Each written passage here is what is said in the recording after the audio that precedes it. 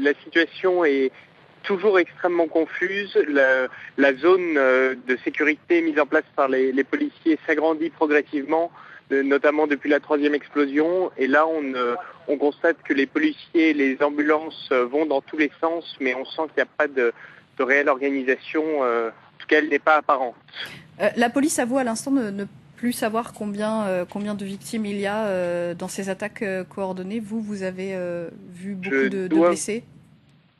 Ça ne m'étonne pas du tout qu'ils ne sachent pas précisément combien il y en a. J'ai essayé de me renseigner auprès des policiers que j'ai vus qui n'étaient pour la plupart même pas au courant de l'existence de la troisième bombe. Donc j'ai vu quelques personnes blessées. J'ai surtout vu énormément d'ambulances faire des va-et-vient.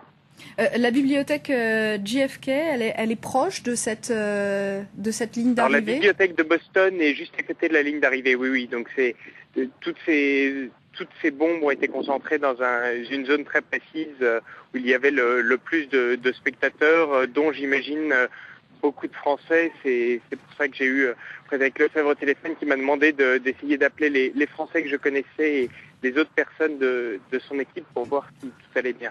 Oui, Frédéric Lefebvre, qui était tout à l'heure avec nous, candidat donc à un poste de député des Français de l'étranger pour cette zone nord-américaine, une zone qui avait déjà peur du terrorisme avant, et ça va peut-être pas s'arranger. Non, là on sent que la ville est vraiment en état d'alerte, toute la circulation est arrêtée, les métros sont en train d'être tous arrêtés, là c'est vraiment l'état d'alerte sur toute la zone. La sécurité, vous nous le disiez tout à l'heure, elle était très forte pourtant autour de cet événement. La sécurité est toujours très forte autour du marathon, vu que c'est l'un des plus gros événements de Boston, mais c'est toujours extrêmement compliqué et on le voit tragiquement aujourd'hui. Là, on vous a au téléphone, le téléphone qui passe bien, mais il y a des restrictions qui ont été mises sur les téléphones, des brouilleurs pour éviter le déclenchement de nouvelles bombes à distance. Oui. Là, je me suis un petit peu éloigné de la zone à la demande des policiers, mais lorsqu'on est dans la proximité immédiate du lieu des explosions, le téléphone ne passe plus. Vous nous disiez tout à l'heure que vous avez assisté à beaucoup d'opérations de secours. Est-ce que la police recherche encore actuellement des explosifs ?